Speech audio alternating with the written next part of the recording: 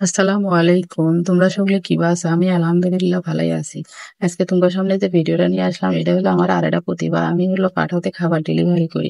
তোমরা আবার ঠিক কইও না যে কয়টা এত কালাকে। আসলে এটা নোয়ার কয়রা। নোয়ার কয়রার মধ্যে ভাজাভাজি করলে পরে খাবার খুব মচমচা হয়। তাই আমি সবসময় নোয়ার কয়রার মধ্যে ভাজাভাজি করি। আর কাস্টমাররাও খুবই পছন্দ করে। এত মচমচা হয় সবকিছু। কারণ মনে করো যে এটা 10 মিনিট, 15 মিনিট, 20 মিনিট বা 30 মিনিটের ভিতরে খাবারগুলো রেডি করা লাগে। আল্লাহর রহমতে আর তুঙ্গ দোয়ায় আমার খাবার কোনো সময় খারাপ রিভিউ আসে না। আর পাঠায়ের যে ম্যানেজার ভাই আছে ফেরদৌস ভাইয়া, উনি অনেক ভালো, আমাকে সব দিক দিয়ে সাপোর্ট করে। কোনো সমস্যা হলে আমি ওনার সাথে যোগাযোগ করি, উনি আমাকে হোয়াটসঅ্যাপে আমাকে হেল্প করে। আর ওনাদের যে ডেলিভারি ম্যান আছে ওনারা তো আরো অমায়িক। ধরেন আমার খাবার বানাইতে এলা দেরি হলে ওনারা কি করে অডিয়েন্সদের এমন ভাবে সামলায়, যেমন নাচি টাচি গান কয়ে কয়ে জীবকে মানুষের সামলায়, ঠিক ওইভাবে সামলায়। যতই কিছু হোক, আমি যত দেরি হোক, আমি খাবার সুন্দরভাবে না ম্যানেজ কি দিলে আমি কখনো ডেলিভারি দিই না। আমার আসলে এই অভ্যেস নেই, আমার ভালো ঠেয়ে না।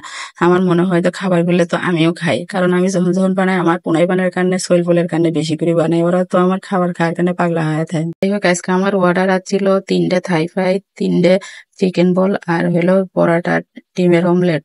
আমার এলা দেরি হয়ে গেছে, মেলাগুলো খাবার কি করবো কো। আর ডেলিভারি ম্যান তো আমার একে দিয়ে সামনে এসে খাড়াই থাকে। আজকে আমার বেড়া ভিডিও করেছে, তাইলে ভিডিওটা খারাপ হয়েছে।